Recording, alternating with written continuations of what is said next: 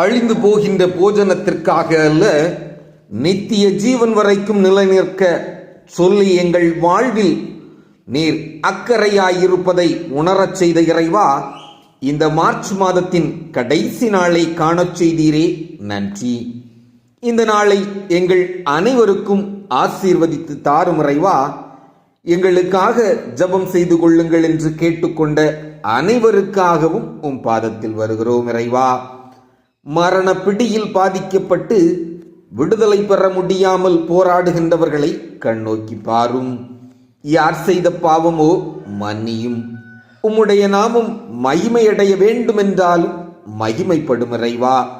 ஆனால் கொடிய வேதனைகளை தாங்கிக் கொண்டு உம்மை நோக்கி கெஞ்சுகின்ற அனைவருக்கும் விடுதலையை கொடும். இந்த காலை நேரம் சந்தோஷத்தின் நேரமாக மாறட்டும். ஏற்ற நேரத்திலே கடமைகளுக்கு சென்று திரும்பவும் குடும்பத்தை கவனித்துக் கொள்ளும் பொறுப்பை கொடும் இறைவா. ஆபத்து காலத்தில் என்னை நோக்கி கூப்பிடு என்று சொல்லி கரம் பிடித்ததற்காய் நன்றி.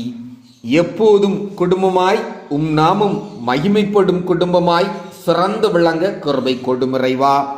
உணவு, உடை, உறைவிடத்திற்காக தன் குடும்பத்தை இழந்து வேறு நாடுகளில் தனியாக கஷ்டப்படும் ஒவ்வொருவரையும் காத்து ஏற்ற வேளையிலே குடும்பத்தோடு சேர்ந்து வாழும் பாக்கியத்தை கட்டளையிடும்.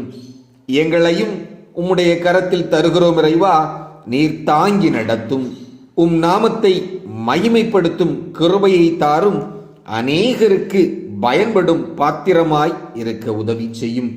உம் நாமம் மாத்திரம் மகிமைப்படட்டும்.